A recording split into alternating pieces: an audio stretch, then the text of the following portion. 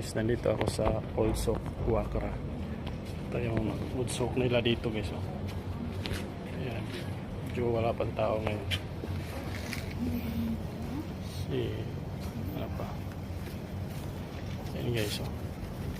Yung udsok nila. Walang katao-tao. Ayan. Oh. Ayan guys. Ito yung CR nila. Oh. Kita mo itong honey market, multiple use, and male toilet.